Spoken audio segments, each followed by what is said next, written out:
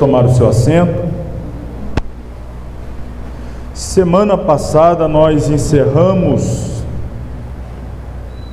a nossa aula no capítulo 4, encerramos falando do capítulo 4, que trata, ou tratou na ocasião, justamente da inspiração das Sagradas Escrituras.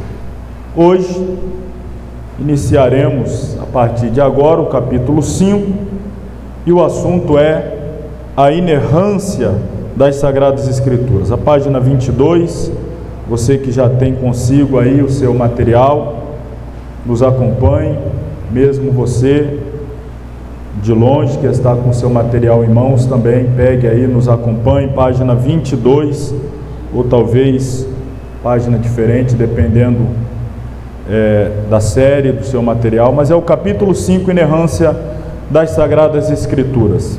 O nosso texto base para este assunto é o Salmo de número 19, o verso de número 7.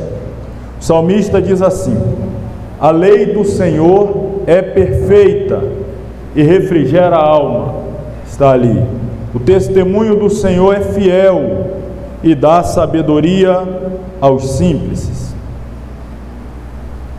No texto que acabamos de fazer menção, nós temos aí uma referência direta à confiabilidade absoluta, completa e total das Sagradas Escrituras, as quais constituem a Bíblia. Então, este versículo, ele serve-nos de base para o que nós estamos aqui nesse capítulo tratando: confiabilidade absoluta na inerrância, ou seja, no fato de que a Bíblia é um livro que não contém erros. A palavra de Deus é perfeita, está aí no seu material, tá? Eu coloquei aqui no slide para facilitar quem está acompanhando sem o material, mas está aí, estamos no primeiro parágrafo ainda da página 22. A palavra de Deus é perfeita em sua exatidão e segura em sua confiabilidade. Geralmente, dois termos são usados para descrever estas características da palavra de Deus. Quais são estes termos? Estão aí na sequência, passaremos a falar deles aqui agora: inerrância e infalibilidade. Irmão, tem cada palavra bonita que a gente vai aprendendo, né, uns termos que vai soltando a nossa língua: inerrância, infalibilidade e por aí vai. Então, estes dois termos vinculados à Bíblia Sagrada, né, inerrância e infalibilidade, tem muito a nos dizer, tem muito a nos ensinar, e nós, obviamente, iremos aprender com o que estes dois termos têm a nos ensinar. Vamos lá. Primeiro, inerrância. Inerrância significa que, vamos ver se você está acompanhando aí, quero ver quem está com o material acompanhando. Inerrância significa que, fala aí você na sequência, significa que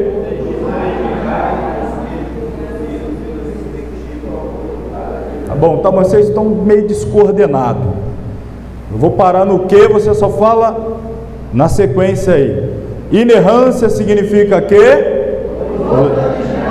de cada manuscrito produzido pelo respectivo autor, cada livro da Bíblia, não haveria erro ou qualquer vestígio de erro. Ok, até aí está ótimo. Eu quero destacar, e destaquei ali, nos originais. Guarde essa informação preliminar, depois nós iremos explorá-la mais a fundo. Precisamos explorá-la hoje aqui mais profundamente. Mas inerrância significa isto: significa que nos originais de cada manuscrito produzido pelo respectivo autor de cada livro da Bíblia, não haveria erro ou qualquer vestígio de erro. Além disso, a excelência da proteção do Espírito Santo sobre as Escrituras através dos séculos tem assegurado que as cópias das gerações passadas que chegaram às nossas mãos são essencialmente as mesmas. Quero que você destaque a primeira palavra que eu pedi para você guardar aí, nos originais, a expressão, né? Nos originais. E agora grave isso aí, ó, essencialmente, porque eu já lhe explico, nos originais e essencialmente, ou seja, as cópias das gerações passadas que chegaram às nossas mãos são essencialmente as mesmas. Até mesmo os críticos literários que revelam não ter fé na veracidade da Bíblia atestam que ela é, dentre todos os livros que nos foram transmitidos da antiguidade, o mais completamente fidedigno em vista de sua real inalterabilidade e de sua acurada confiabilidade. Olha essa palavra bonita, ó. Inalterabilidade, confiabilidade, infalibilidade. Se você for falando essas palavras todas aí, não é? Que coisa tremenda. Mas vamos lá. Eu gostaria que todos os alunos já estivessem aqui agora para ouvir o que nós temos a dizer, mas recomendarei a eles que depois possam assistir, para que não perca esta explicação que agora darei, pois é o bojo, vamos dizer assim, a essência deste capítulo sobre a inerrância das Sagradas Escrituras. Bom, eu não sei se você sabe, deveria saber, deveria todos saber, porque é algo muito, vamos dizer assim, notório, o que eu vou dizer aqui agora, que a Bíblia, como nós temos em mãos, pega aí a sua Bíblia. Você sabia que esta Bíblia que eu tenho aqui nas minhas mãos, e você está com ela aí nas suas, esta Bíblia, não foi originalmente escrita como nós temos em mãos? Te assusta essa informação que eu estou lhe dando? Isso é uma coisa muito natural de dizer assim, você não deveria ficar assustado. Primeiro, por que originalmente o exemplar que nós temos em mãos não foi produzido literalmente como esse que nós temos em mãos? Para começar, vamos falar lá do início, Pentateuco, Gênesis, Êxodo, Levítico, Número e Deuteronômio. Em qual idioma Moisés os escreveu? Foi em português? Mas Moisés não sabia falar português, não? Então, calma aí. Então Moisés não escreveu no mesmo idioma que nós lemos. Então já há aí um hiato entre o original. Qual foi o idioma que foi escrito? Não, Pentateuco. Estou falando agora, citando Moisés lá. O Pentateuco foi escrito por Moisés em hebraico. Então, para chegar no nosso idioma, já houve aí, vamos dizer assim, uma intermediação, né? Uma tradução, já é uma intermediação. Outra coisa, você acha que Moisés, ele teria digitado, porque a nossa Bíblia foi digitada. Essa letra que está não é um manuscrito. O que é um manuscrito? Escrito à mão. A Bíblia que você tem foi escrita à mão ou foi digitada e depois publicada por uma imprensa? Foi publicada por uma imprensa, não é um manuscrito. Então, temos aí mais um outro hiato entre o original. Poderia citar muitos aqui, mas só esses aqui basicamente. Nós não temos em mãos um manuscrito original do que Moisés, estou citando Moisés para fazer menção lá dos primórdios, começar do começo mesmo, lá do Gênesis, Êxodo, todos sabemos que foi escrito por Moisés, os 5 primeiros livros da Bíblia. E não existe no mundo original da escrita de Moisés, do livro do Gênesis, do livro do Êxodo, não existe. O que Moisés escreveu originalmente, da forma como escreveu, usando os materiais que eram peculiares à época aos escritores, um couro de animal, um tinteiro, às vezes feito com tinta que era extraído ou de árvores, não é? Vamos dizer assim, originalmente eles usavam muito, ou até mesmo sangue de animais, ou outras composições para poder fazer a tinta. Enfim, como foi originalmente escrito, aquele material não existe mais. E como é que a Bíblia, ou não vou dizer a Bíblia toda, vou ficar sempre restrito aqui ao conteúdo de Moisés, para ficar mais fácil, como é que esse material chegou até nós? Bom, antes que se desfizesse completamente aquilo que Moisés escreveu, alguém pegou aquele material original, manuscrito, e copiou, ou seja, pegou o conteúdo e fez uma cópia. Estava se desgastando aquele material. Talvez você que tenha um livro na sua casa, por exemplo, que tenha 30 anos de uso, ele já está lá com a capa soltando, a letra é meia falha e tal. Com o tempo ele normalmente, naturalmente vai se desgastando. Imagine um livro que foi escrito aproximadamente aí 1500 anos antes de Cristo, portanto 3.500 anos atrás. Naturalmente ele vai se desgastando. Então nós temos o que? Copistas. Quem eram os copistas? Eram profissionais que se dedicavam a copiar os originais para que eles pudessem, pelo menos o conteúdo, o que foi escrito, poder ser preservado. Então um copista ia lá e fazia cópia do original. Com o passar do tempo, o que acontecia com a cópia do original? O que você acha que acontecia com a cópia do original? Se desgastava. Então o que era necessário fazer? Cópia da cópia. Que por sua vez, com o passar do tempo, acontecia o quê? E aí alguém tinha que fazer cópia da cópia da cópia do original. E depois alguém tinha que fazer a cópia da cópia da cópia da cópia do original. Você tem ideia de quantas vezes esse processo foi feito até chegar até nós? Tratando do livro do Gênesis, 3.500 anos atrás. Eu citei aqui exemplo de alguém que tem um livro há 30 anos e está se desgastando para não se perder. Só que nós estamos vivendo a era da informática. Você tem ele salvo lá no pendrive, no HD, é só imprimir de novo. Você tem milhares de cópias que foram distribuídas. Agora, quando Moisés escreveu, ele não escreveu milhares, ele escreveu um.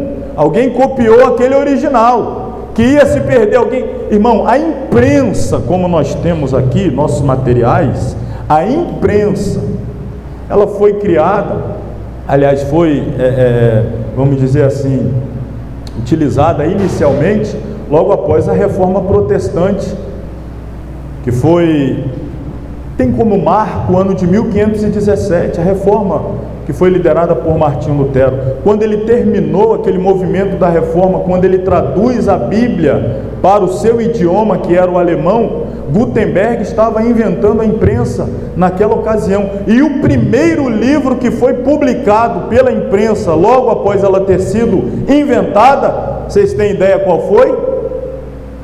A Bíblia. Mas olha bem, a imprensa foi inventada em 1517, 1500 e alguma coisa, próximo ali da Reforma Protestante. Antes da imprensa, antes de termos os materiais impressos, era aqui, ó, manuscrito. Então, de 1500 anos antes de Cristo a 1500 depois, um intervalo de 3.000 anos, ó irmão, cópia, cópia, cópia da cópia, cópia da cópia da cópia, cópia da cópia da cópia da cópia.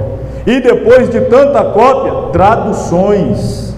Pegou a cópia da cópia da cópia da cópia do hebraico e vai traduzir para o inglês.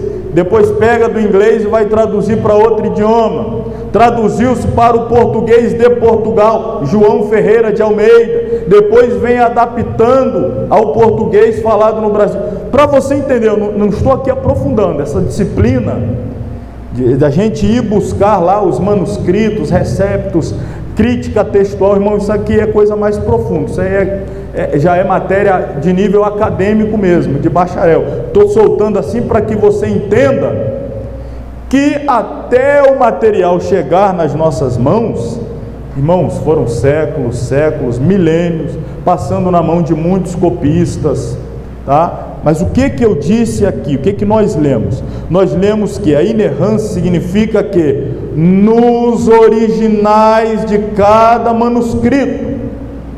Então, a doutrina da inerrância aplica-se ao texto original. Quando Deus entregou a revelação a Moisés, e Moisés fez o registro, naturalmente que aquele original não continha absolutamente erro nenhum. Quando Josué escreve o seu livro, originalmente, erro nenhum. Quando Samuel escreve o livro dos Juízes, erro nenhum. E assim sucessivamente, até os evangelhos, registro do evangelho, até que Paulo escreve suas epístolas, também já usando ali a pena, agora um tinteiro, já usando outro tipo de material para registrar. Também, na sua época, que ele está escrevendo, da mesma forma. O original que ele está produzindo, o Espírito Santo, a questão aqui é que o Espírito Santo, ele se encarregou de que não houvesse nenhum erro quando da produção dos originais. Isso deve ser registrado. E aí, eu continuei dizendo aqui, lendo, além disso, acompanha aí, vamos voltar na leitura, está lá entre parênteses, além disso, a excelência da proteção do Espírito Santo sobre as Escrituras através dos séculos tem assegurado que o quê? As cópias das gerações passadas, continue lendo comigo, que chegaram às nossas mãos, são... Aí eu pedi para você gravar essa expressão, essencialmente. Essencialmente. Então agora estamos falando da essência. Estamos falando da essência. Ou seja, na essência, a cópia que temos nas nossas mãos, o Espírito Santo garantiu que, em essência, nós tivéssemos em nossas mãos um conteúdo que fosse muito, mas muito mesmo próximo dos originais. Não é o original, irmão. Não é o original. Por que não é o original? Nós não temos o livro que Moisés escreveu. Não é da forma como Moisés escreveu. Passou por outras cópias, traduções.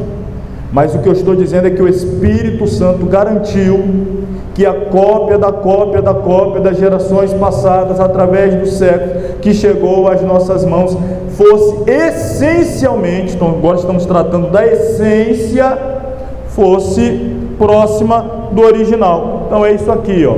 Porém, pela atuação do Espírito Santo através dos séculos na preservação da palavra, permite que afirmemos que os textos que temos em mãos, entre parênteses, cópia das cópias, e aí vai, dos originais, também preservam na essência seu caráter inerrante.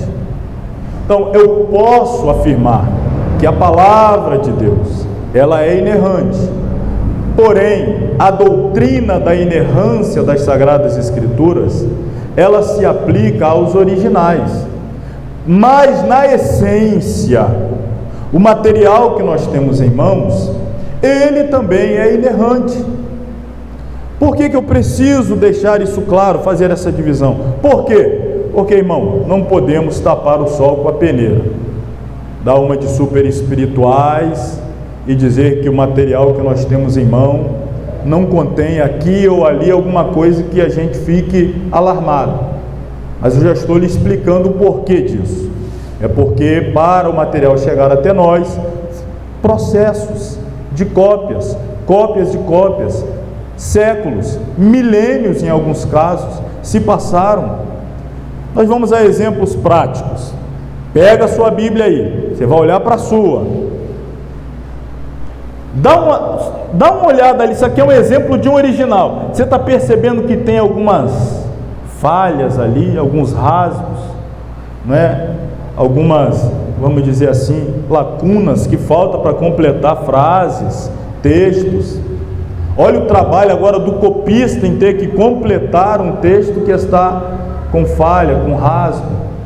Ele vai ter que buscar o quê? O contexto, entender do que está sendo falado. Os copistas, via de regra, eram sacerdotes, conhecedores profundos e exímios das Escrituras. Então sabiam mais ou menos o contexto do que estava tratando, mas era a responsabilidade deles completar tais lacunas. E aí, eu vou lhe apresentar exemplo de possível erro de quem? Irmão, me ajuda aí, acompanhe comigo. Erro de quem? Não estou falando aqui e jamais falarei, não sou louco, não sou aqui um herege para falar de erro nos originais. Mas nós temos que ser o quê? Nós temos que ser também fiéis aqui à realidade dos fatos. Precisamos ser honestos em tratar com a possível possível erro dos copistas.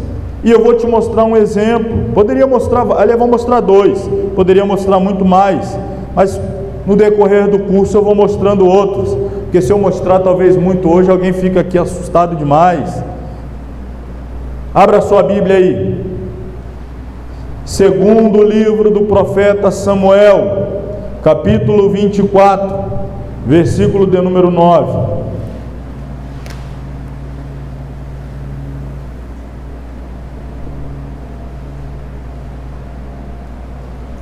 Se quiser deixar marcado com o dedo aí, e depois ir lá na frente, aqui ó, nessa outra referência bíblica, primeiro livro das Crônicas 21, deixa marcado um e outro aí, segundo Samuel 24, 9, aí você vai passar primeiro Reis, segundo Reis, primeiro Crônicas, aí você encontra aí 21, versículo 5, olha o que diz 2 Samuel 24, 9.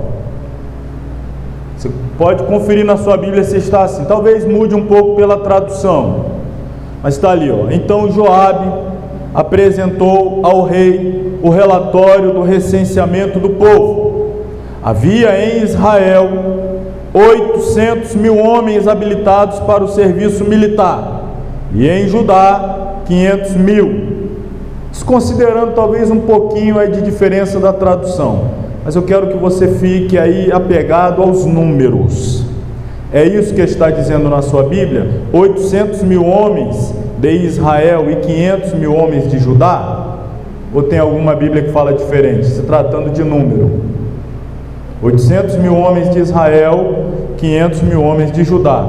É isso que está aí? 2 Samuel 24, 9. Então vamos lá agora no outro texto que eu pedi para você separar, que é 1 Crônicas 21, 5. Irmãos, é o mesmo episódio. Você sabe que Crônicas, muitas partes, reproduz o que já tinha sido escrito por Samuel. Olha o que está escrito agora. Joabe apresentou a Davi o relatório com o número dos homens de combate. Em todo Israel havia quantos? Habilitados para o serviço militar. Sendo quantos lá de Judá? Está batendo esses números aí? E agora?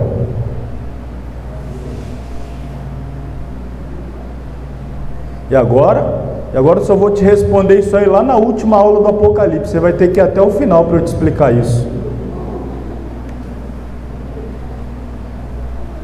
Dá uma olhada aqui, eu peguei uma imagem de um copista, um sacerdote via de regra. Ele está com o original ali, numa espécie de escrivaninha, e aqui ele está com a mão no tinteiro, coloca e vai copiando, Irmão, tenta se imaginar, só tenta se imaginar, no lugar de um copista, com a Bíblia toda em mãos, e você tendo que escrever toda ela.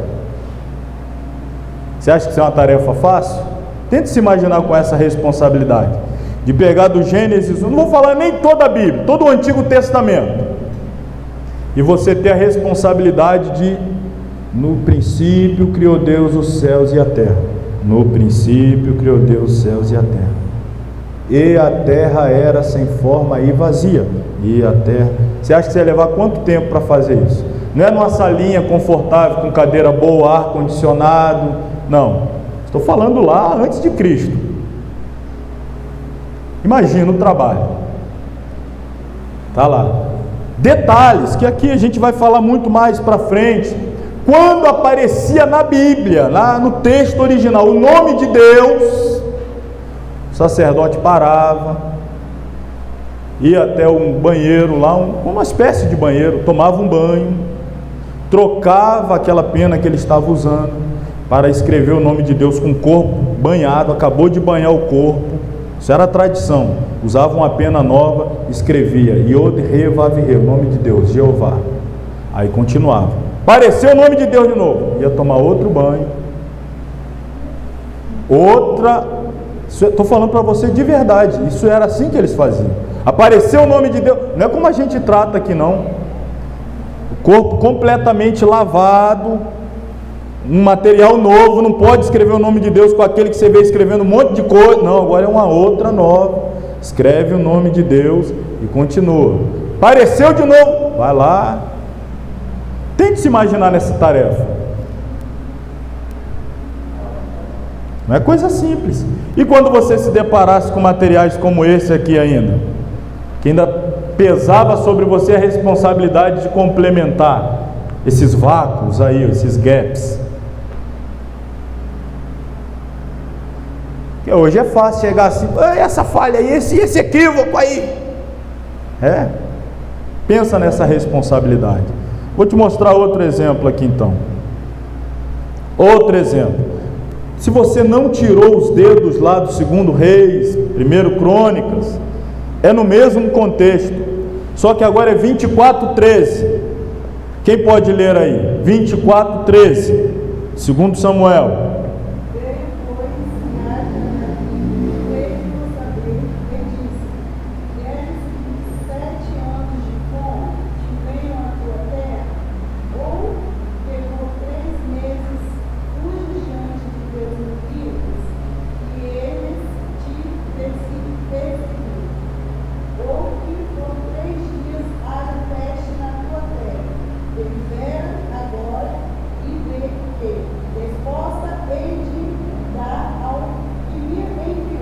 Não sei se todos acompanharam, para ver se na sua Bíblia está dessa forma. Sei que o texto ali não está muito fácil de ver, está um pouco distante, eu acabei colocando pequeno. Mas Gade perguntou a Davi: o que você prefere? 7 anos de fome, na sua Bíblia está assim, 7 anos de fome, 3 meses fugindo dos adversários, ou 3 dias de praga? 7:3:3, 7:3:3. Próximo texto é 1 Crônicas, lá, o outro texto, capítulo 21, versículos 11 e 12. É o mesmo episódio. Olha aqui: Gade foi a Davi e lhe disse: assim diz o Senhor, escolha entre 3 anos de fome, 3 meses fugindo dos adversários, 3 dias da espada do Senhor, isto é, 3 dias de praga com o anjo do Senhor assolando todas as regiões de Israel. Decido agora como devo responder àquele que me enviou. 3:3:3. 2 Samuel 7:3:3. 1 Crônicas 3:3:3. E aí? Vocês estão me olhando assim por quê? Já vai querer ir lá onde você comprou a Bíblia e devolver? Ó, essa Bíblia que você me deu aqui está errada, hein? Me dá outra. Se eu começar a mostrar para você, você vai ver outras coisas assim. E aí? A gente vai deixar de ir para o céu por causa disso? Porque no lugar de 7 está 3, ou no de 3 está 7? Perdi minha salvação? Você lembra a segunda palavra que eu pedi para vocês guardarem? Qual que é? Na essência. Essência. O que muda para mim, para você, para nós, o 7, o 3, o 3 ou o 7? Na essência, o que isso muda? Isso determina alguma coisa sobre a minha salvação, a sua, sobre a bondade de Deus, a grandeza. Você vai encontrar esses pequenos erros de copista ao longo do texto, mas o que muda? Na essência, nada. Doutrina da salvação, nada. Doutrina de Cristo, nada. Doutrina de Deus, nada. Na escatologia, nada. Na ramartiologia, nada. Nada. Mas você vai encontrar. E agora, claro que os críticos vão pegar os mais de 31 mil versículos da Bíblia e vai pegar um desses e falar aí, ó, tem erro na Bíblia aí, ó. Vai desconsiderar os outros 31 mil, acho que é do 31.273, não sei, está escrito até aí. No começo lá a gente falou sobre isso, na primeira aula. Mas encontrou erro em 1, em 2, em 3, fala aí, ó. Mas os erros de copista, eu vou te explicar esse aqui, tá? O outro lá não, mas esse aqui eu vou. Possível explicação. Está pequeno ali, mas depois eu vou ampliar, vai te facilitar. As letras do alfabeto hebraico, algumas das letras correspondem a número. Por exemplo, nós temos o nosso alfabeto A, B, C, D, E, F. Tá? O nome é até alfabeto porque vem do hebraico, perdão, do grego. Primeira palavra grega, primeira letra do alfabeto grego é o alfa, a segunda é o beta. Então, alfa e beta. Aí colocou para nós alfabeto, que é a sequência, né, das consoantes e vogais. Mas o nosso A, B, C, D e números. O número tem um desenho diferente, o 1, o 2, o 3. No hebraico não, as letras do alfabeto hebraico correspondem a números. Por exemplo, a letra Zain corresponde ao número 7 e a letra Vav corresponde ao número 3. Perceba que pode ser facilmente confundido. Aqui não dá para ver muito bem, mas o próximo slide aqui vai te ajudar. Olha ali, consegue ver o desenho do Zain? Consegue ver o desenho do Vav? O Zain no hebraico corresponde ao número 7, o Vav corresponde ao número 3. Não é fácil às vezes confundir um pelo outro? Imagina com uma cópia desgastada em mãos e a pessoa também, talvez psicologicamente desgastada, cometer um erro desse. Eu acho que eu tinha aqui colocado o alfabeto todo, acho que eu até tirei. Deixa eu ver se está mais para frente. Mais para frente eu vou te mostrar o alfabeto todo. A princípio vamos ficar com essa informação aí. Então, está aí, ó. É fácil você fazer essa troca. Tem críticos que ficam apegados lá, tem um texto no livro do Evangelho que fala que Jesus estava saindo de Jericó, o outro texto diz que ele estava entrando, afinal estava saindo ou estava entrando. Quando fala lá, por exemplo, do cego de Jericó, Mateus diz que é 2, Lucas diz que é 1, eram 2, essas questões a gente vai ver mais para frente, quando chegarmos lá. Mas existe essas coisas na Bíblia, existe sim. Mas quando a gente trata de inerrância, eu até mandei a mensagem hoje, perguntei aí, a Bíblia tem erro? Não tem? Talvez você vai ficar surpreendido com a resposta. A resposta é essa: nos originais, absolutamente nenhum. E nas cópias das cópias das cópias das cópias, tradução que chegaram até nós, possivelmente uma ou outra incoerência sim nós encontraremos, mas que não muda absolutamente nada. A essência, o Espírito Santo garantiu que fosse a mesma. Então nós precisamos conviver com essa realidade. Fingir que ela não existe, não. Isso daí já não é legal. Seria irresponsabilidade, seria desonestidade. Precisamos ser honestos. Nas cópias, os copistas podem sim ter cometido lá os seus equívocos. Vamos falar de infalibilidade agora. Infalibilidade. O que significa isso? Infalibilidade. Página 23. Refere-se ao fato de que a Bíblia é infalível, como guia absolutamente confiável, tanto para a nossa fé em Deus, como para a nossa prática, nossa vida, comportamento. Isso é assim porque Deus é verdadeiro, porque a sua palavra revela a sua verdade, e porque Deus não pode mentir. Afinal, que é a inerrância bíblica? Por que ela é tão importante para a nossa fé? E por que sem essa doutrina as Sagradas Escrituras perdem toda a razão de ser? A melhor maneira de se compreender uma doutrina é buscar-lhe uma definição adequada. Sua conceituação, a partir daí, torna-se mais fácil e não pecará pela falta de clareza e objetividade. Vejamos, pois, de que forma haveremos de definir a doutrina da inerrância bíblica. Então vamos aqui ver a questão etimológica. Definição. Vocês lembram o que é etimologia, né? Quem chegou depois, assista, quando possível, a aula da semana passada. Está disponível lá no canal do YouTube. Lá a gente explica a questão da etimologia. E eu disse a vocês que nós vamos falar sobre isso ao longo do curso. Então, a definição etimológica, a origem da palavra. A palavra inerrância vem do vocábulo latino inerrantia. Significa literalmente qualidade daquilo que não tem erro, ou que é infalível. Então, a gente entra já nessa segunda palavra, né? Infalibilidade. Algo que é inerrante, que não contém erro, não contém falha. Inerrante, sem erro. Infalível, não tem falhas. Então a Bíblia é inerrante e é infalível. Ela não contém erros e não falha. Nós precisamos ter esses conceitos. Eu tenho dito a vocês, este primeiro livro, ele é muito técnico.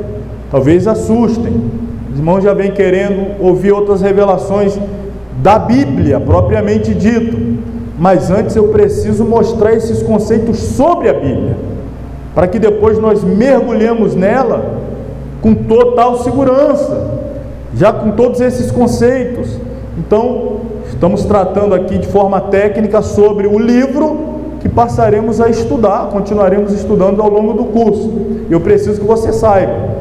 O livro é infalível, é inerrante, claro que no seu original, mas em essência o Espírito Santo garantiu que o material que temos em mãos, ele corresponde em essência aos originais. Então vamos partindo daí sabendo, a Bíblia não contém erros, não contém falha. Vamos ver aí a definição teológica. A inerrância bíblica é a doutrina segundo a qual as Sagradas Escrituras não contêm quaisquer erros. Por quê? Porque são inspirada, infalível e completa palavra de Deus. A Bíblia é inerrante tanto nas informações que nos transmite, como nos propósitos que expõe e nas reivindicações que apresenta. Você quer ver que coisa interessante?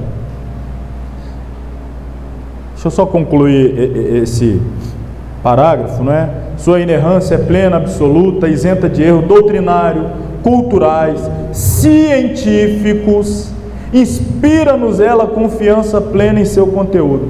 Eu vou citar um exemplo só aqui, científico, um exemplo científico.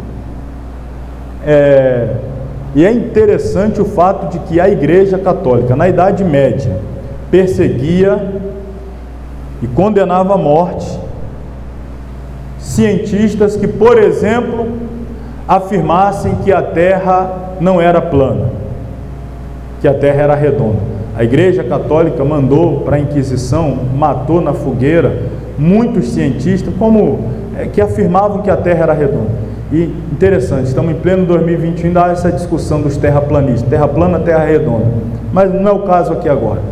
Vamos reportar lá a Idade Média. E tinha essa coisa, os cientistas diziam, a Terra é redonda, e a igreja perseguia. Só que o que é mais interessante, Isaías, o profeta, que viveu 700 anos antes de Cristo, ele escreveu e disse que Deus se assenta sobre o quê? O globo da Terra. Isaías disse que a Terra era redonda, 700 anos antes de Cristo. E um cientista, 1400 anos depois de Cristo, disse que a Terra era redonda. Se ele tivesse lido Isaías, agora o que eu estou dizendo que pasma, é que a Igreja Católica perseguia aqueles que diziam que já estava na Bíblia. Profundo conhecimento eles tinham da Bíblia, hein? Porque para mandar matar alguém que dizia o que estava escrito na Bíblia, o que será que eles conheciam de Bíblia? Então hoje quem diz que a Terra não é redonda, irmão, não está só entrando no grupo da filosofia de lá de cá, da ideologia do lado de lá, da ideologia política de cá, da ideologia cultural de lá. Não me interessa nada disso, principalmente aqui em sala de aula. O que me importa é o que está na Bíblia. A Bíblia diz que a Terra é redonda, e aí eu quero lá saber quem acha que ela não é. Estamos dizendo aqui que a Bíblia não contém erros. Quando a Bíblia fala de eventos históricos, ela é precisa, ela é exata, não contém erros. Quando a Bíblia fala de eventos científicos, embora a Bíblia não seja um livro científico, embora a Bíblia não seja um livro que tenha como principal ocupação narrar a história, mas se ela cita eventos históricos, ela está correta. Se ela cita questões científicas, ela está correta. Se ela cita questões teológicas, aí é que ela está correta mesmo, não menos ou mais correta do que em qualquer outro ponto, mas absolutamente correta em qualquer ponto. Por quê? Porque a Bíblia é a palavra final, é a última palavra, não só em termos de fé, mas em tudo que ela falar. Por exemplo, se a Bíblia diz que Jonas foi engolido por um grande peixe, e alguém diz que é impossível, pode ser impossível, mas a Bíblia diz. Aí agora você não vai usar a razão, você vai ter que usar qual elemento? A fé. Você vai ter que usar a fé. A razão diz uma coisa, a fé, na inerrância, na infalibilidade, na inspiração das Sagradas Escrituras, me levará a ir contra a razão e a favor da minha fé. Então haverá momentos que ocorrerá o choque entre a ciência e a Bíblia. Você vai ficar com quem? Tem gente em dúvida, mas tudo bem, vamos lá. Inerrância bíblica, o grande debate teológico do século XX, século passado, né? Irmãos, infelizmente, eu falei isso também na semana passada, houveram e continuam a haver aqueles que tentam ir contra a inerrância, a infalibilidade, a completude, a inspiração das Sagradas Escrituras, e não é no mundo, às vezes até no meio da igreja, no seio acadêmico, nas universidades, nas faculdades teológicas, existem aqueles que vão contra o que a Bíblia diz em termos de inerrância, de infalibilidade. Isso gerou um grande debate teológico no século passado, que gerou inclusive um grande concílio. Vamos aí ao nosso texto, páginas 24, 25. Eu vou me ocupar agora de ler mais um pouco, para a gente acelerar esse capítulo, para a gente conseguir encerrá-lo aí e irmos ao intervalo. Então, acompanha aí. Foi exatamente em torno da inerrância bíblica que girou a maior controvérsia teológica do século XX. Até então, tinha-se como pressuposto básico que a Bíblia, como a inspirada palavra de Deus, era absolutamente inerrante, tanto no que concerne a doutrina, como no que tange as informações geográficas, históricas e científicas. Nenhum teólogo cristão ousava colocar em dúvida a inerrância da palavra de Deus. Se na comunidade cristã, quer católica, quer protestante, ninguém se atrevia a questionar a inerrância das Sagradas Escrituras, os filósofos seculares vinham, desde a época do Iluminismo, lançando não poucas dúvidas sobre a integridade da doutrina e das informações contidas na Bíblia. Toda essa discussão veio a se acirrar com o advento da chamada teologia liberal. Segura aí que eu já explico o que é a teologia liberal, que embora tenha nascido no século XVIII, veio a ganhar corpo no século passado, século XX. De repente, o que parecia inconcebível já era discutido abertamente no mundo acadêmico. Estou falando do quê? Estou falando da inerrância. Afinal, a Bíblia é ou não é a inerrante palavra de Deus? Se a inerrância era posta em dúvida, por que ficaria intocada a sua inspiração verbal e plenária? Então, veja bem, um grande debate, inerrância, continua sendo, sempre haverão filósofos, cientistas, teólogos liberais. Fique atento, talvez você nunca percebeu, mas como eu estou chamando a sua atenção, você vai passar a perceber. Jornalistas, repórteres, não é? Comunicadores, youtubers, influencers, sempre vão bater neste fundamento, inerrância. Porque se eles conseguirem colocar no coração, principalmente dos cristãos, dúvidas quanto à inerrância das Sagradas Escrituras, se eu sair daqui hoje, será que a Bíblia é inerrante ou não é? Se eu começo a duvidar da inerrância, a porta não apenas está aberta, mas simplesmente escancarada para eu colocar em dúvida qualquer outra coisa que está na Bíblia. Se eu digo que ela contém erro em um ponto, isso dá margem para eu começar a criticar outro e outro ponto. Não, aqui ela pode estar errada também, aqui pode também. Mas se aqui está, por que aqui não está? E aí pronto, daí a pouco se descredibiliza a totalidade. Se você consegue descredibilizar uma parte, você abriu não a porta, a porteira, para colocar em xeque toda ela. E aí então, os teólogos liberais, o que é a teologia liberal? Qual é o seu objetivo? Teologia liberal tem como objetivo extirpar, erradicar, arrancar da Bíblia todo elemento sobrenatural, submetendo as Escrituras ao crivo da crítica científica e humanista. Ou seja, ele pega um texto bíblico que fala algo de caráter sobrenatural e, para ele concordar que aquilo é verdade, ele submete ao crivo científico e humanista. Se não passar pelo crivo científico e humanista, ele não acredita que aquilo é verdade. Ou seja, ele está arrancando a sobrenaturalidade das Sagradas Escrituras. Isso nós não podemos perder nunca, irmão. Embora estudantes da Bíblia, acadêmicos, aliás, isso não faz com que nós percamos, ao contrário, deve fazer com que nós acreditemos mais e sejamos defensores da inerrância, da infalibilidade, especialmente da inerrância. Mas é aqui que está o grande debate, é aqui que está o X da questão. Os liberais colocavam pontos da Bíblia onde o destaque estava ali no sobrenatural. Por exemplo, travessia do Mar Vermelho. Tentaram explicar como é que Israel passou pelo mar sem o caráter sobrenatural. Talvez você já ouviu falar de um grupo de teólogos, dizendo que houve, na verdade, um fenômeno de baixa de maré, que nessa época do ano era comum, a maré baixava tanto que era possível atravessar. Isso é o quê? Isso é uma tentativa de erradicar o sobrenatural e explicar de forma natural, humana, científica.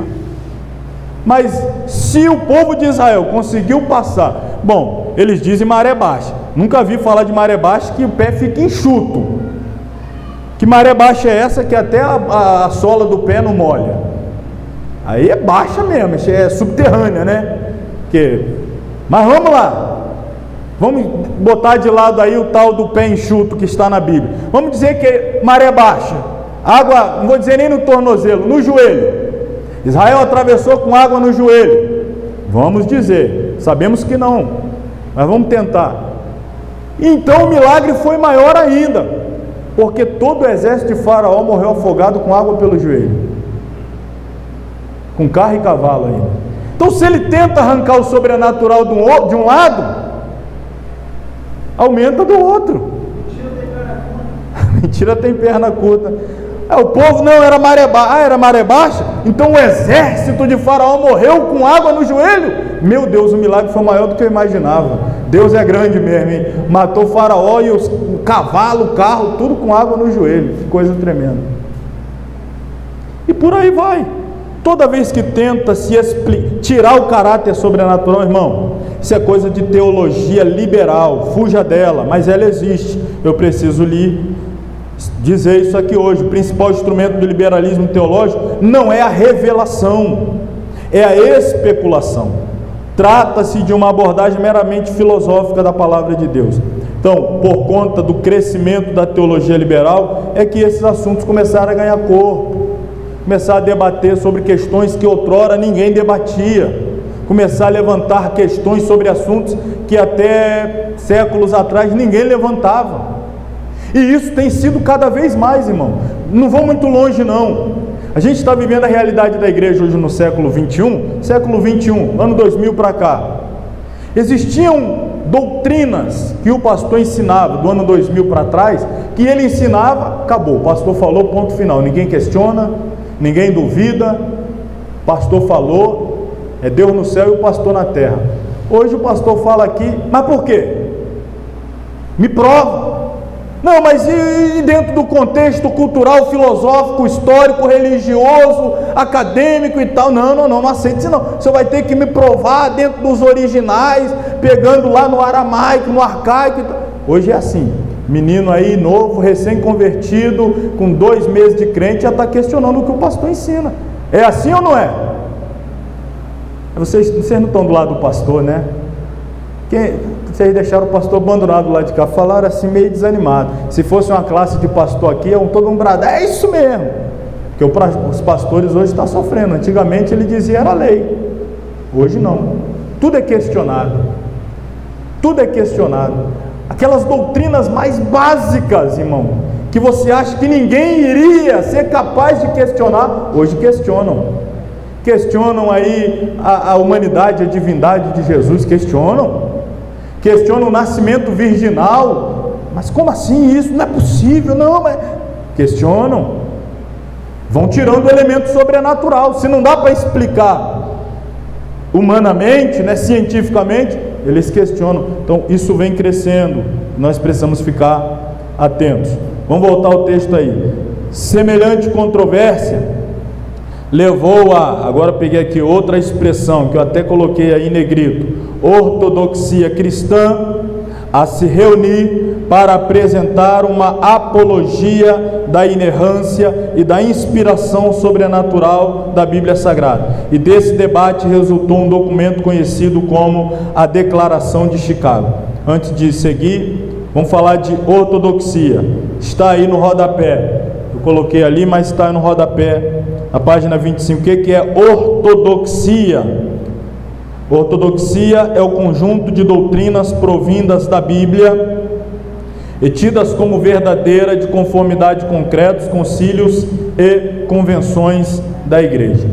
Toda vez que eu falar que uma doutrina é ortodoxa, isto é justamente o contrário de heterodoxa. São duas expressões que uma é o contrário da outra, antônimo da outra. Ortodoxia e heterodoxia. A ortodoxia é a doutrina que se baseia estritamente na Bíblia. A heterodoxia é o contrário, é o que nós estamos falando, teologia liberal, não apenas a Bíblia, mas a filosofia, a ciência, o humanismo, o iluminismo e por aí vai. Nós somos ortodoxos, nossa escola teológica é ortodoxa. O que isso significa dizer? Estou preso à Bíblia, comprometido com ela. De vez em quando, tenho por obrigação apresentar para vocês o que diz a ciência, o que diz a filosofia. Por quê? Porque você precisa saber o que estão dizendo aí contra a Bíblia. Mas nós somos completamente, totalmente comprometidos com o que diz a Bíblia. Ou seja, somos uma escola ortodoxa. Existem escolas aí heterodoxas, que não estão comprometidos com a Bíblia, não. Ele ensina a teologia a partir de um viés filosófico, sociológico, etc. E aí são essas escolas que o camarada entra crente e sai desviado. Aqui não, você entra crente e sai mais crente, porque aqui a gente apresenta só o que está na Bíblia. E aí nunca vi ninguém desviar porque conheceu mais a Bíblia. Desvia porque alguém começa a contradizer a Bíblia em outras escolas que possam existir. Não é o nosso caso, não. Ortodoxia bíblica então se levantou para combater a teologia liberal e formaram esse documento aí chamado Declaração de Chicago. O que é a Declaração de Chicago? É uma declaração de teólogos defendendo a ortodoxia bíblica. Eu vou deixar aí como lição para você ler depois, tá? Para a gente poder conseguir ter tempo, ao menos do intervalo. Eu vou dar uma resumida daqui para frente, mas é sua lição ler depois aí o restante da página 25, 26 e 27. Mas eu vou falar aqui, ó, rapidinho, por que a não crença na inerrância ela prejudica a autoridade da Bíblia. A autoridade das Escrituras sobre a igreja como um todo advém do fato dela ser a inerrante palavra de Deus. Ou seja, estou resumindo aqui para a gente fechar esse capítulo. A igreja está submetida a Deus. Preste bem atenção aqui em mim, para a gente encerrar esse capítulo. A igreja está totalmente submetida a Deus, e esta submissão da igreja a Deus se dá por intermédio da palavra. Ou seja, o instrumento que Deus se utiliza para exercer a sua autoridade sobre a igreja é a sua palavra. Eu disse isso para vocês em aulas passadas. O pai exerce autoridade sobre o filho como? A palavra. Faça isso, não faça isso, vai em tal lugar, não vai em tal lugar não, menino. Exercendo sua autoridade através de sua palavra. Deus exerce a sua autoridade sobre a igreja por intermédio da sua palavra. Agora imagina que essa palavra é errante, é cheia de erros. A gente começa a duvidar que é de fato inspirada. Foi de fato Deus quem orientou os escritores a escrever. Como é que eu vou me submeter a uma palavra que eu tenho dúvida se é ou não é de Deus? Como é que eu vou me submeter a uma palavra que eu não sei se ela é inerrante ou se ela contém erros? Então olha só como é que uma coisa puxa a outra. Se a gente coloca em xeque a inerrância, então a autoridade de Deus sobre a igreja também fica sobre um terreno movediço, areia movediça. É aí que entra, não, eu aceito isso, mas isso eu não aceito. Nisso que está na Bíblia, eu me submeto, mas aquilo não, porque eu acho, eu penso, eu imagino que aquilo está fora de contexto, isso é para uma outra época, isso era para um outro povo. Então, quando as pessoas começam a tratar assim, pegar a Bíblia e dizer o que ela aceita e o que ela não aceita, e aí eu acho linda aquela frase, que quando a gente começa a escolher partes da Bíblia para acreditar e partes da Bíblia para não acreditar, na verdade não é na Bíblia que nós acreditamos em nós, porque eu que escolho o que eu quero acreditar e eu escolho no que eu não quero acreditar. Então, na verdade, a Bíblia fica de lado e eu passo a ser o fiel da balança, que eu que decido. Não, eu acho que isso não é para o meu tempo, eu acho que isso não. Então calma aí, você já começa a colocar a Bíblia de lado e você vai seguir a Deus de acordo com o que você acha. Olha os perigos aí, irmãos, eu estou alertando para eles. A autoridade das Escrituras sobre a igreja advém do fato dela ser inerrante. Assim, se a Bíblia não é inerrante, então poderá supor-se que também não seja a palavra de Deus. Deus não tem erro, Deus não falha, Deus não erra. Mas se a Bíblia tem erro, tem falha, então como é que ela pode provir de Deus, ser proveniente de Deus, que não erra, que não falha? Aí já começam as dúvidas. Então, nós devemos ser defensores da inerrância. Diante do exposto, convenhamos, para encerrar, a doutrina da inerrância das Sagradas Escrituras é perfeitamente razoável, é lógica e coerente, acha-se em perfeita consonância com o bom senso, conquanto se encontre bem acima deste. É também uma questão de fé. Se alguém a rejeita, demonstra não possuir qualquer senso lógico. Concluímos então que a inerrância bíblica é absoluta, haja vista que não existe meia inerrância, nada pode ser meio, está meio certo, meio errado. Se está meio errado, está errado. Tem esse negócio com Deus, se está meio errado, está errado. Ou ela é inerrante, ou ela não é. Não pode ser meio inerrante. Ou a Bíblia é a inerrante, infalível palavra de Deus, ou é a errante e falível palavra do homem. Assim afirmou Charles Spurgeon: o famoso príncipe dos pregadores, reconhecidamente um dos mais conceituados teólogos de nossa igreja. Para todo mundo falar agora e encerrarmos a aula, está aqui, ó. Deus o quê? Fala e age. Você acredita nisso? Está liberado para ir para o intervalo só quem acredita. Quem não acredita está de castigo, hein? Vamos ver. Quem acredita pode ir para o intervalo. Quem não acredita está de castigo. Pode dar intervalo, a gente já volta. Baseia-se o cânon das Sagradas Escrituras. Olha aí mais um nome: cânon. Quantos já ouviram a expressão livro canônico, não canônico, cânon sagrado? É um outro termo para a própria Bíblia.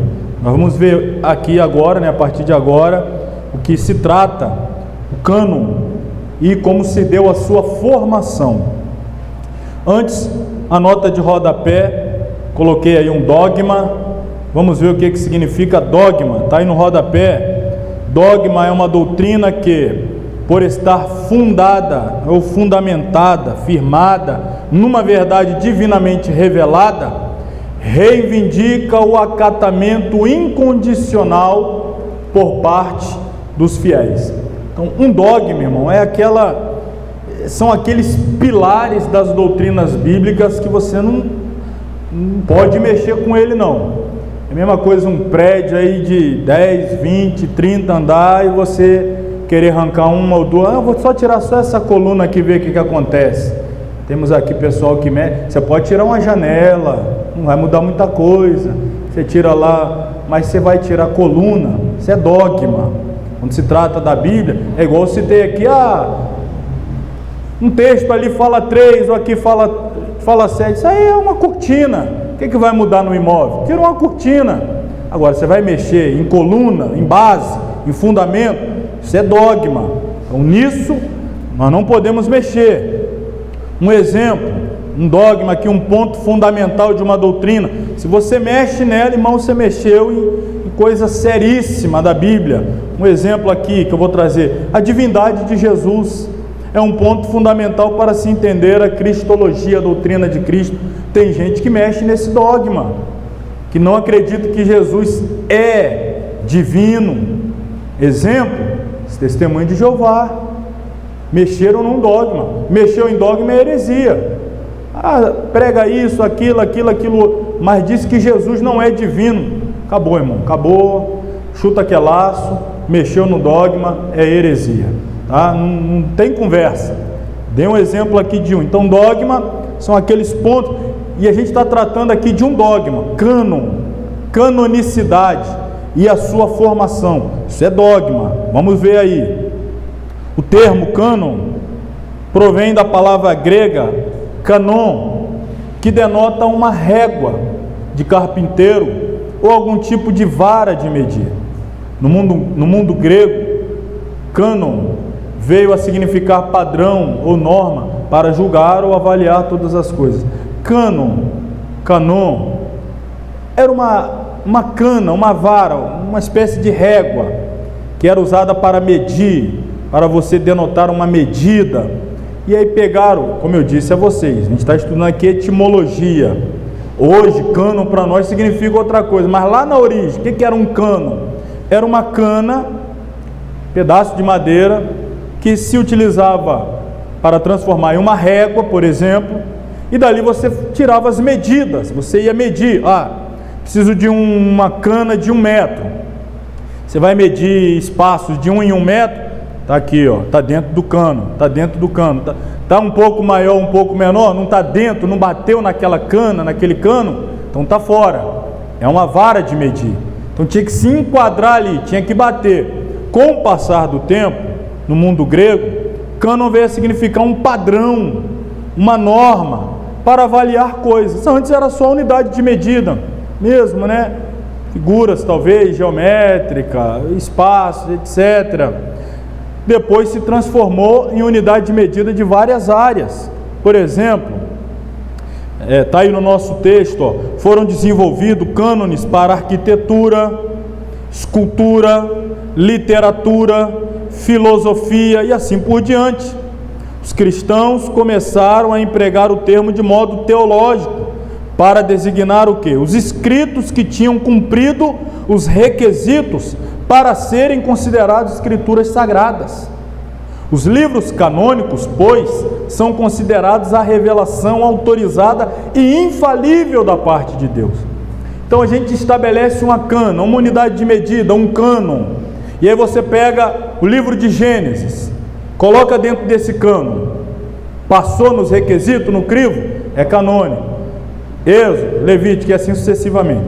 Eu estou falando aqui de forma apenas para exemplificar, mas não é que era assim.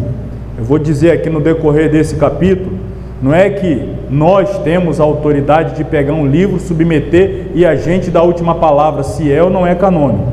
Não era literalmente assim que acontecia, eu vou explicar.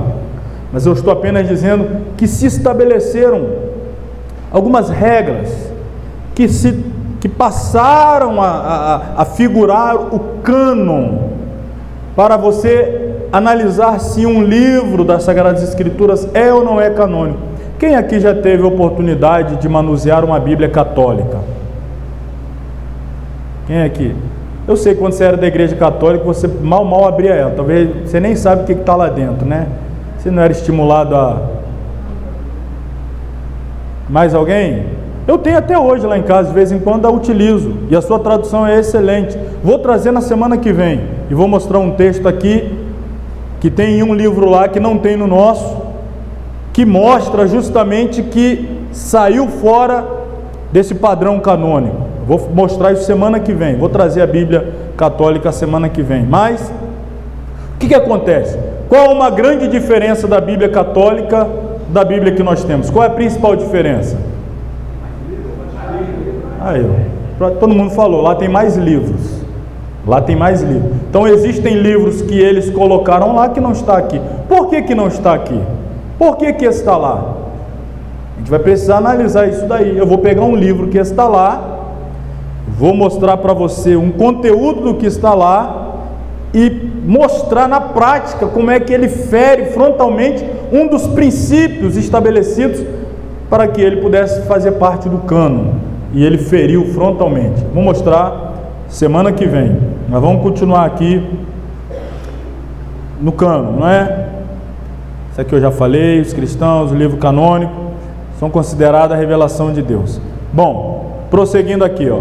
Estabelecer o cânon da Bíblia não foi, porém, a decisão dos escritores, nem dos líderes religiosos, nem de um concílio eclesiástico. O que eu quero que você entenda é, não houve pessoas responsáveis por pegar a Bíblia, o texto, e dizer esse é ou esse não é, esse livro está aprovado ou não, porque se eu apresento dessa maneira, parece que esses homens têm mais autoridade do que o texto, porque são eles que aprovam ou reprovam o texto.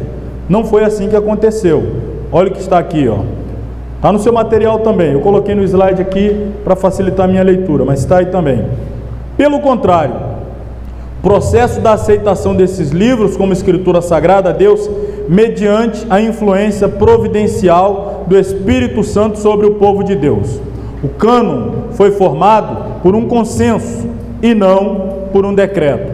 Então, houve um consenso entre os que se reuniam, os concílios, para analisar os livros, e eles consensualmente observaram que aqueles livros se enquadravam aqui, né, nesses princípios que a gente vai apresentar.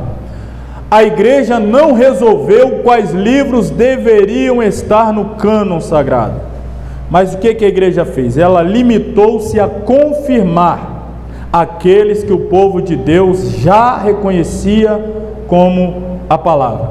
Fica claro que a igreja não era autoridade, mas percebia a autoridade na palavra de Deus. Ou seja, a igreja não tem autoridade sobre a Bíblia. É a Bíblia que o quê? Que tem? É isso daí. Não é a igreja, né, gente? Vamos reunir, vamos fazer uma reunião de membros. O que os irmãos acham da gente tirar esse texto aqui da Bíblia? Aí 50,01% acha que tem que tirar, 49, acha que tem que... A maioria ganhou, vamos tirar. Não é a igreja que decide sobre ele. A gente que tem que se enquadrar aqui, não... A igreja católica, elas agem diferente, elas acreditam que a igreja tem autoridade, por isso eles estabelecem o que eles podem acrescentar e o que eles podem remover. Nós não acreditamos assim. Por quê? Porque se a Bíblia é a palavra de Deus, e nós sabemos que é, e se uma vez que ela é a palavra de Deus, é o meio que Deus se utiliza para exercer autoridade sobre nós, se eu exerço autoridade sobre a Bíblia, é o mesmo que dizer que eu exerço autoridade sobre Deus. Deus, o senhor não podia ter dito isso, ó, estou retirando. Ó, isso aqui, ok, o senhor devia ter dito mesmo, pode continuar. É isso, irmão, na prática que acontece. Parece assim meio absurdo, mas é isso na prática. Ó Deus, isso aqui, concordo não, estou tirando, hein? O senhor errou feio aqui, não devia ter colocado isso. Agora isso aqui, que eu sou abençoado e tal, isso aqui foi bom. Agora isso aqui que eu tenho que abandonar o pecado, não gostei não, risca. Já existem Bíblias aí adaptadas para grupos de pessoas. Tem um grupo de pessoas que a sua prática de vida é assim, então vamos reescrever uma Bíblia que se adeque à minha prática de vida. Já existe isso. Absurdo, mas existe. Mas a questão é, a igreja, ela não exerceu autoridade sobre a Bíblia, porque ela não tem esse direito. Então não foi a igreja quem decidiu qual livro deveria ou deixaria de ser. A igreja percebeu, a igreja confirmou que já havia sido decidido no céu. Então a igreja, fica claro que a igreja não era autoridade, mas percebia a autoridade. Olha aí ainda no seu material, página 29, continuando aí no penúltimo parágrafo. No entanto, vários princípios orientadores ou critérios têm sido sugeridos para os escritos canônicos. Vou dar aqui alguns exemplos que foram estabelecidos para que se analise se um livro se enquadra dentro do cânon, da régua, não é? Da regra ou régua, enfim. Um critério, apostolicidade. O que é apostolicidade? Que critério é esse? Foi escrito por um apóstolo? Então calma, quem escreveu foi Paulo, então calma aí, então já passou num crivo, é um escrito apostólico, foi escrito por alguém que foi chamado diretamente por Jesus, que andou com Jesus, passou pelo primeiro crivo, apostolicidade. Segundo crivo, universalidade. O que é isso? Universalidade. Esse texto que se adequa, por exemplo, à igreja lá de Corinto, na Grécia, no século I, é aplicável à igreja no Brasil, Vila Velha, Barra Mares, século XXI, ou seja, ela é abrangente no que diz respeito a tempo e espaço, não está restrito a uma época ou a um espaço geográfico. Isso é o princípio da universalidade. Se aplica lá, se aplica aqui. Se aplica há 2000 anos atrás, se aplica hoje. Universalidade. Uso na igreja. A igreja, no seu primeiro século, costumava usar esse texto e o reconhecia como palavra de Deus? Ou foi acrescentado depois? Depois de muito tempo resolveram colocar. Ou já existia nos primórdios da igreja? Isso é um outro. Capacidade de sobrevivência, ou seja, com o passar do tempo permanece. Autoridade, está quase junto com a apostolicidade, mas, por exemplo, outros textos que não foram escritos por apóstolo, como o Evangelho escrito por Lucas, mas tem autoridade, antiguidade, conteúdo, autoria, autenticidade, qualidades dinâmicas, enfim, os 66 livros que perfazem esta biblioteca, né? Bíblia, livros, biblioteca, os 66 livros passam por esses critérios, passam por este cânon, passam por esse padrão. Assim é de interesse primário saber se o escrito era considerado inspirado ou não. Somente os escritos inspirados ou soprados por Deus cumprem os requisitos acima para serem tidos como a palavra autorizada de Deus. A Bíblia, como nosso cânon por excelência, arvora-se como única regra de fé e conduta, pois a temos como a infalível palavra de Deus. em termos técnicos, podemos definir assim o cânon das Escrituras: coleção de livros reconhecidos pela Igreja cristã como singularmente inspirado pelo Espírito Santo. Perceba aí que eu dei destaque também à expressão singularmente. Por quê? Porque quando tratamos aqui do assunto da inspiração, eu disse que pode haver inspiração para escrever uma canção, um livro, uma obra, outra que seja qualquer, mas inspiração em conformidade com esta para a escrita da Bíblia, ela foi única, singular, não teve igual. Ela é, portanto, singular. O cânon bíblico está fechado. A revelação infalível que Deus fez de si mesmo já foi registrada. Hoje, Ele continua falando através dessa palavra. Assim como Deus revelou a si mesmo e inspirou os escritores a registrar essa revelação, Ele mesmo preservou esses escritos inspirados e orientou o seu povo na escolha destes, a fim de garantir que a sua verdade viesse a ser conhecida. Não se devem acrescentar outros escritos às escrituras canônicas, nem se deve tirar dela nenhum escrito.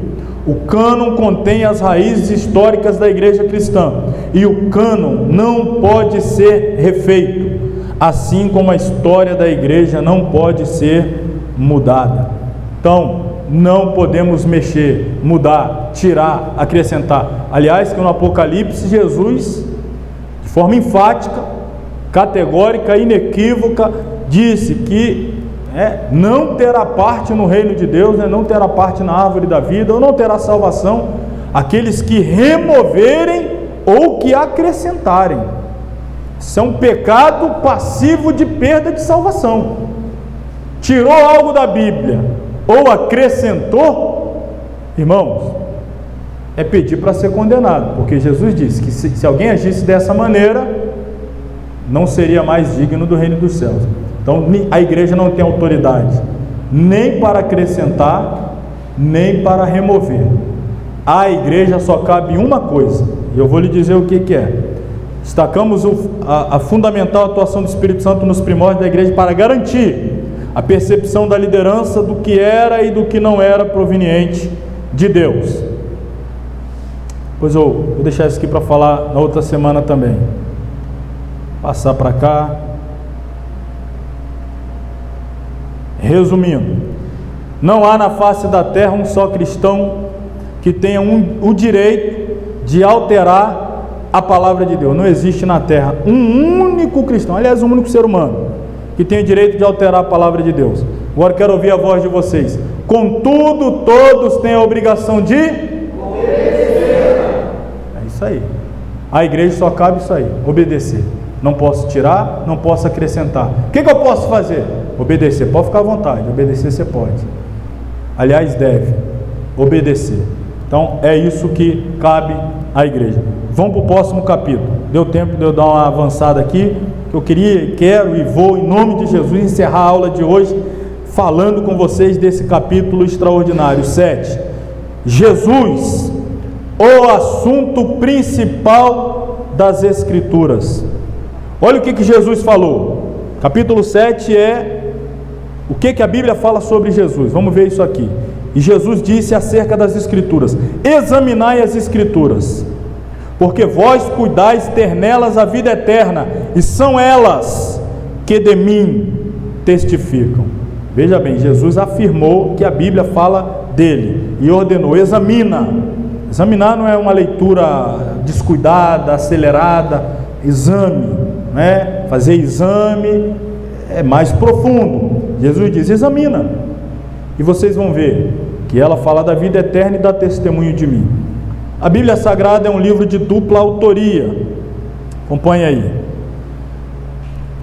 Se por um lado foi inspirada por Deus, por outro, não podemos nos esquecer de ter sido escrita por homens que estiveram sob a inspiração e supervisão do Espírito Santo. Tá? Aqui é só para lembrar o conceito que falamos semana passada: inspiração plenária verbal e orientação dinâmica. É por isso que, ao lermos as Sagradas Escrituras, ouvimos Deus nos falar de maneira única e singular, pelos lábios dos santos profetas e apóstolos. A palavra de Deus, de fato, é uma só. Os estilos, porém, são os mais diversos, pois o Espírito Santo inspirou e capacitou cerca de 40 diferentes autores, a fim de que, num período de aproximadamente 1.600 anos, nos produzissem o livro dos livros. Nos primórdios da humanidade, Deus se revelou ao homem através de suas obras, isto é, a criação. Porém, segundo o seu divino propósito, chegou o tempo em que ele desejou alcançar o homem com uma revelação ainda maior, o que o fez de forma dupla. Vou falar disso aqui já já. Mas Deus se revela ao homem de diversas formas. Deus tem formas, irmãos, ilimitadas de falar conosco. Nós só temos uma maneira de falar com Deus. Como é que a igreja fala com Deus? Orando. Para a gente falar com Deus só tem um jeito: orar, abrir a boca e falar com Deus. Agora, para Deus falar conosco, Ele fala através de um hino, Ele fala através da palavra, Ele fala através da natureza, Ele fala através de uma situação. Ele usa um ímpio, Ele usa um ateu, Ele usa quem Ele quiser. Para Balaão usou uma jumenta. A forma de Deus se revelar é ilimitada. Ele pode se revelar de diversas maneiras. Pode falar na minha consciência, pode falar no meu coração, pode falar através de sonho, pode me dar visão, pode usar um profeta. Enfim, é ilimitado as formas que Deus pode se valer para falar com o homem. Nos primórdios, como é que Deus se comunicava com o homem? Principalmente através da criação, ou uma revelação direta. Vocês querem ver uma coisa? Quem escreveu o livro do Gênesis? Onde Moisés estava quando os acontecimentos de Gênesis 1 aconteceram? E nos acontecimentos do 12, quando Deus chamou Abraão, quando Deus chamou Isaac, quando Deus chamou Jacó, quando José foi preso, quando virou o príncipe lá do faraó governador. Ou seja, então ele escreveu um livro, mas na época desses episódios, ele ainda não havia nascido. Se o escritor não havia nascido ainda, o livro então ainda não havia sido escrito. Qual era a Bíblia que Adão lia? Qual era a Bíblia que Noé lia? Qual era a Bíblia que Abraão lia? Qual era a Bíblia que Jacó lia? Qual foi a Bíblia que José leu? Como é que Deus falava com eles? Então para pensar. Deus fala de diversas formas.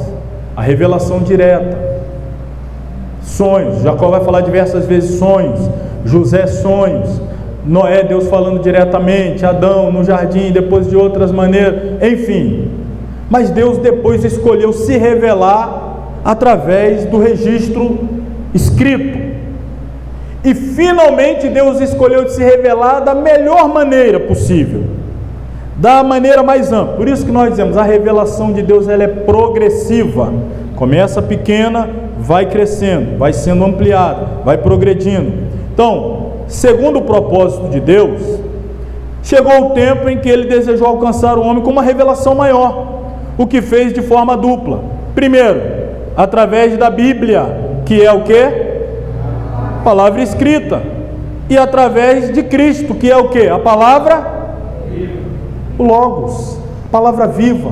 O Verbo se fez... O Verbo, a palavra, foi encarnada. No princípio era a palavra, né? O Verbo, a palavra. Ele estava com Deus e era Deus, uma referência a Jesus.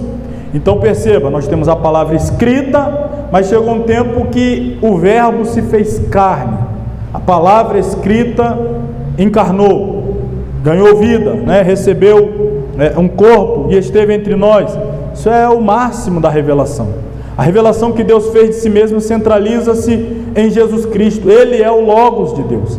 Ele é o Verbo vivo, o Verbo encarnado, que revela o Deus eterno em termos humanos. Logos é identificado com a palavra de Deus na criação e também com sua palavra autorizada. Logos, a gente ouve muito falar de Logos, Logos e Rema, né? São duas palavras. palavra logos e a palavra rema. Para nós aqui vamos trabalhar com esse conceito grego ali, ó, logos, transliterado aqui, logos. O que significa? Palavra proferida a viva voz, que expressa uma concepção, uma ideia. Logos é um decreto, logos é um mandato, logos é uma ordem dos preceitos morais dados por Deus. Isso é logos, expressar uma ideia, expressar uma vontade, revelar um decreto, um mandato. Então Deus revelou que o coração dele, a vontade dele, o propósito dele. Ele revela quem ele é e o que ele quer de nós, através da palavra escrita, o logos. Mas depois a palavra escrita ganhou vida, o verbo se fez carne. E o que Jesus fez? Revelou o Pai, a vontade do Pai, os projetos do Pai, o propósito do Pai. Então a palavra continua revelando Deus, a escrita e a encarnada, Jesus. Então chega-se aí ao ápice da revelação, a revelação imutável, eterna, absoluta, transmitida aos homens. Isso é logos. O apóstolo João deixa a nossa imaginação atônita quando introduz o logos eterno, o Criador de todas as coisas, próprio Deus como verbo que se encarnou a fim de habitar entre a sua criação. Interessante que eu vou pegar aqui o texto, tá aí logo na sequência, tá aqui, ó. No princípio era o verbo estava com Deus e o verbo era Deus. Ele estava no princípio com Deus. Todas as coisas foram feitas por ele, sem ele nada do que foi feito se fez. Referindo-se a Jesus. O verbo se fez carne e habitou entre nós, e vimos a sua glória. Vimos a glória do verbo, da palavra, como a glória do unigênito do Pai, cheio de graça e de verdade. Aquela palavra, essa palavra aqui, ó, habitou, aqui, habitou, essa palavra hebraica é a palavra que a gente usa para tabernáculo. Então seria, vamos aportuguesar aqui, tabernaculou. Tabernaculou. Vamos pensar no tabernáculo. O que era o tabernáculo? O tabernáculo era uma tenda móvel que Deus estabeleceu para ele se manifestar no meio do seu povo. Aonde o tabernáculo estava, a nuvem parava, o povo parava, armava o tabernáculo e Deus se manifestava ali. Ali a nuvem da fumaça ficava sobre, de dia a nuvem, de noite a coluna de fogo. Era ali que Deus falava com o povo. Chegou a hora de partir, desarmava o tabernáculo, partia, aonde a nuvem parava, armava o tabernáculo. Então, tabernacular é Deus no meio do povo. Jesus fez isso, Deus conosco, Emanuel, Deus habitando entre nós.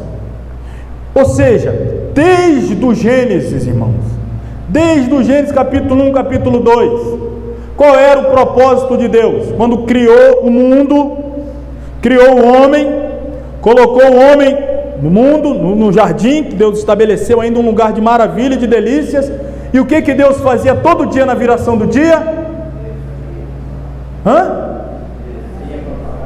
Olha lá, o desejo de Deus, revelado lá atrás, tabernacular, vir lá se relacionar, se revelar, conversar, ouvir, falar, ter intimidade, ter um relacionamento.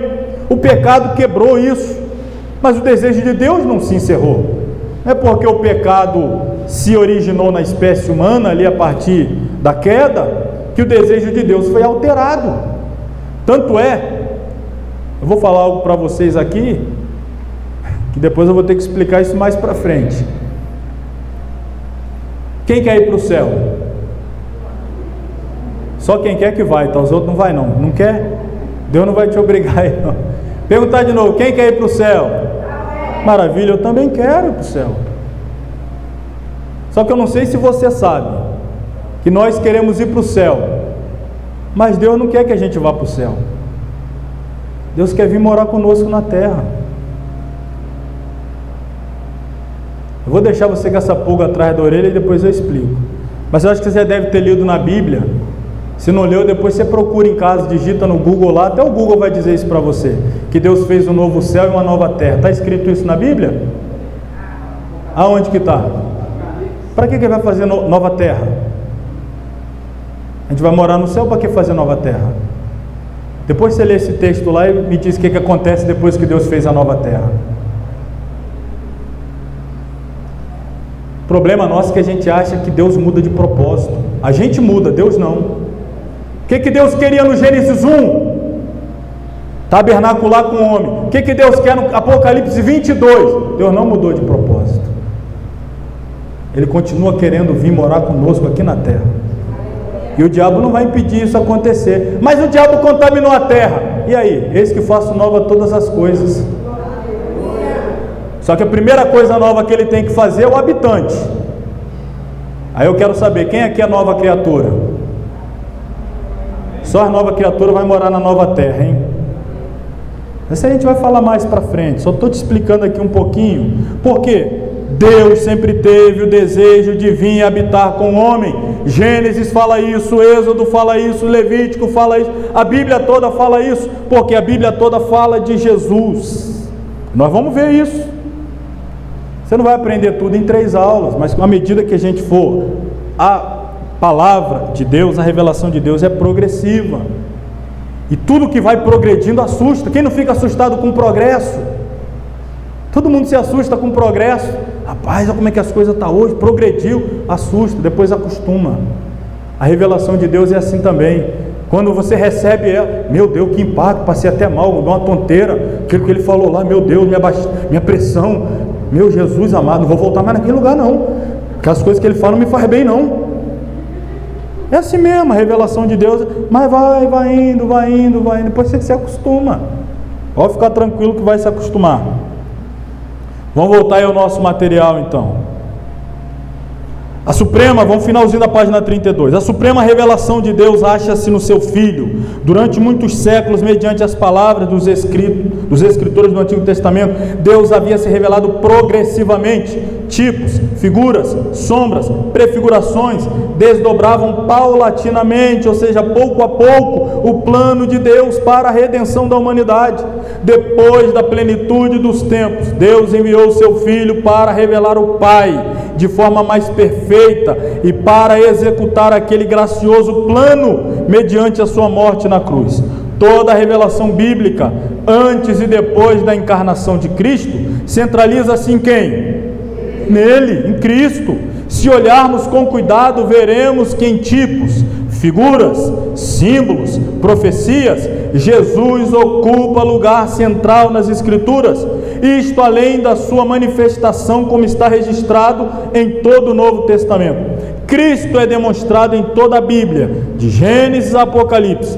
Vejamos então como Cristo é apresentado de forma explícita ou implícita em todos os livros da Bíblia Sagrada.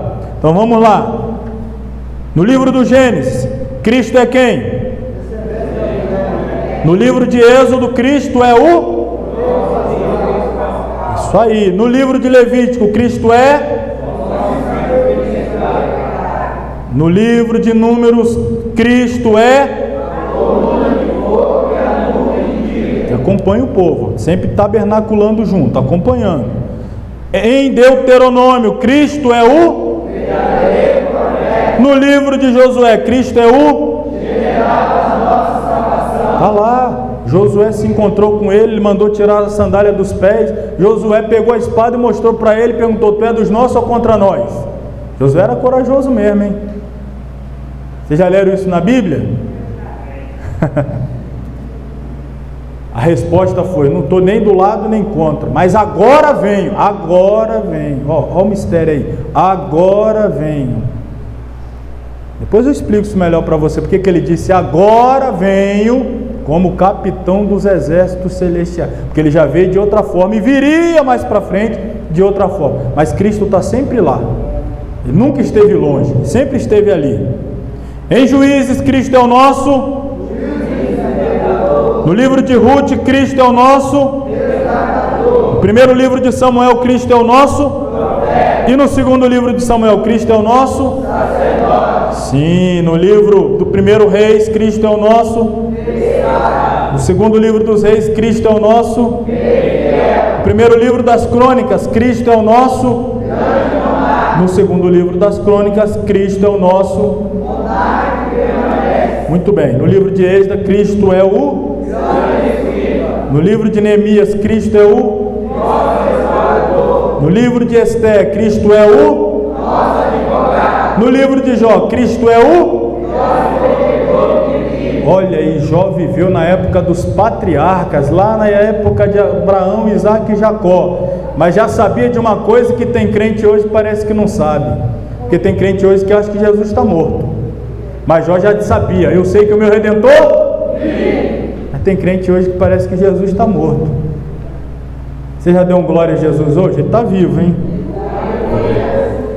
No livro dos Salmos, Cristo é o nosso socorro. No livro de Provérbios, Cristo é a nossa sabedoria de Deus. No livro de Eclesiastes, Cristo é a nossa vida completa. Em Cantares de Salomão, Cristo é o amado de nossa alma. Oh, glória a Deus, o amado da nossa alma. Em Isaías, Cristo é o Messias prometido. Jeremias, Cristo é o retorno da justiça. No livro das Lamentações, Cristo é aquele que chora por nós. Verdade, chora mesmo por nós. No livro de Ezequiel, Cristo é o retorno principal. No livro de Daniel, Cristo é quem? Entra com a gente na batalha, irmãos. Ele é o quarto homem da fornalha. No livro de Oséias, Cristo é o ainda que você seja infiel, ele permanece fiel. No livro de Joel, Cristo é o Joel disse que é ele que batiza, hein? Já estava falando lá atrás, ia acontecer em Atos 2, mas Joel já profetizou. Amós, Cristo é o só ele mesmo para trabalhar nessa terra ruim que é a gente, hein? No livro de Obadias, Cristo é o glória a Deus. No livro de Jonas, Cristo é o no livro de Miqueias, Cristo é a verdade, para a igreja ele é salvador, mas para as nações rebeldes ele testemunha contra o pecado delas. No livro de Naum, Cristo é a e no livro de Abacuque, Cristo é o Deus da nossa salvação. Maravilha, estamos chegando lá, irmãos. No livro de Sofonias, Cristo é o Senhor. E no livro de Ageu, Cristo é o aleluia. No livro de Zacarias, Cristo é o para fechar o Antigo Testamento, no livro de Malaquias, Cristo é o sol da justiça. Amém. Vamos virar agora para o Novo Testamento, hein? Falta mais 27 brados aí. No livro de Mateus, Cristo é o em Marcos é o servo de Deus. Em Lucas é o filho do homem. Em João é o filho de Deus. No livro de Atos, Cristo é o Senhor. Vou deixar você respirar agora porque você falou algo muito grande, né? Respira aí para continuar. Na epístola aos Romanos, Cristo é a justiça. Na primeira epístola aos Coríntios, Cristo é o Senhor. Na segunda epístola aos Coríntios, Cristo é a nossa suficiência. E na epístola aos Gálatas, Cristo é o nosso libertador do jugo da lei. Que maravilha, Ele nos liberta do jugo da lei. A graça se manifesta. Aos Efésios, Cristo é aquele que é nosso tudo em todos. Em Filipenses, Cristo é a nossa alegria. Aos Colossenses, Cristo é a, olha que coisa linda, plenitude de Deus. Na primeira epístola aos Tessalonicenses, Cristo é aquele que meu Deus, quem está aguardando isso, irmãos? Na segunda epístola aos Tessalonicenses, Cristo é aquele que vai voltar. Primeira epístola a Timóteo, Cristo é o mediador entre Deus e os homens. Na segunda epístola a Timóteo, Cristo é o nosso exemplo. E na epístola a Tito, Cristo é o nosso modelo. Na epístola a Filemon, Cristo é nosso Senhor e Mestre. Na epístola aos Hebreus, Cristo é o nosso é o que Ele está fazendo agora por nós. Você está aqui estudando a palavra dEle, Ele está lá dizendo: Senhor, libera a bênção da Eliana, Senhor, dá a vitória que a Marta está clamando. Só você dá essas duas, hein, que estavam quase dormindo lá atrás, para ver se... Estou brincando, está dormindo não, sei que vocês estão ligados aí, mas para ficar mais ligado ainda, ó, tem vitória hoje para a igreja aqui. Em Tiago, Cristo é o... Na primeira epístola de Pedro, Cristo é a preciosa pedra angular. Na segunda epístola de Pedro, Cristo é a Nossa força. Na primeira epístola de João, Cristo é a Nossa vida. E na segunda de João, Cristo é a Nossa verdade. E na terceira de João, Cristo é o Nosso caminho. Que interessante, caminho, verdade e vida. João fala em cada epístola sobre Jesus ser caminho, verdade e vida. Na epístola de Judas, Cristo é o Nosso protetor. Agora, para você dar um brado e a gente encerrar com alegria, no livro do Apocalipse, Cristo é o Rei dos reis, Senhor dos senhores. Maravilha. Aí, tá vendo? A Bíblia fala de Jesus de Gênesis a Apocalipse. De Gênesis a Apocalipse, a figura central é Jesus. Então, para a gente encerrar essa aula maravilhosa e assim alegre para casa, transbordando da presença graciosa do Espírito Santo, que você pode faltar a aula, mas ele não falta, hein? Até o Espírito Santo vem para a aula, não para aprender, é ele que nos ensina, é ele que se move no nosso meio. Assim é possível compreender que a revelação que Deus fez de si mesmo começou pequena e misteriosa, progrediu no decurso do tempo e chegou ao seu ponto culminante na encarnação de seu Filho. Jesus é a revelação mais completa de Deus, por isso Jesus é o assunto central da Bíblia. Desta forma, Jesus precisa ser o assunto central nos púlpitos, bem como o personagem central na vida de sua igreja. Eu quero encerrar essa aula fazendo como Paulo disse: rogo-vos, pois, irmãos, pela compaixão de Deus, ou seja, eu imploro pelo amor de Deus, eu vou fazer a mesma coisa, rogo-vos, pois, irmãos, que Cristo volte a ser o quê? Assunto central de nossos cultos. O povo não vem para a igreja para ouvir contar testemunho. É até bom também de vez em quando um testemunho. O povo não vem para a igreja para ouvir de política. O povo não vem para a igreja para ouvir de cabala. O povo não vem para a igreja para ouvir de história de Flávio Josefo. O povo não vem para a igreja para saber a notícia do jornal. O povo vem para a igreja para ouvir falar de Cristo, para adorar Cristo, para glorificar Cristo. Cristo é o assunto central e a igreja se alegra quando a mensagem é Cristo. Quando Cristo é falado, verbalizado, a presença dele se manifesta. E esse é o meu rogo, que Cristo volte a ser, porque em muitos lugares infelizmente não é, a figura central de nossos púlpitos. Encerramos o capítulo 7, que trata do que a Bíblia fala sobre Cristo. Semana que vem iniciaremos aqui no capítulo 8. Vamos ver o que Cristo fala sobre a Bíblia, as Escrituras. Nós vimos as Escrituras falando sobre Ele. Semana que vem nós vamos ver no ministério terreno dele o que foi que ele falou sobre as Escrituras. Vamos começar a nossa aula, portanto, aí, no capítulo 8. Vamos falar ainda no capítulo 9, a obra do Espírito Santo. Estou falando aqui já para você estudar em casa, dar uma lida, que vai facilitar seu entendimento aqui na semana que vem. E o capítulo 10, a supremacia da Bíblia em matéria de fé e prática. Então, semana que vem, capítulos 8, 9 e 10, permitindo Deus, se chegarmos até lá. Se Jesus não retornar antes para levar-nos, a fim de que estejamos para sempre com Ele. Espero todos na próxima semana. Vem, traz mais alguém, convide mais alguém, Tenha certeza que vai ser bênção para a vida dele, como tem sido para a sua. Eu acredito que sim. Então, pode continuar convidando. Até o final do primeiro livro, o segundo, até o livro 3. Dá para entrar novos alunos. E eu conto aí com a ajuda dos irmãos para convidar para a gente continuar avançando, crescendo para a glória de Deus. Vamos ficar de pé para orarmos e encerrarmos mais esta maravilhosa aula.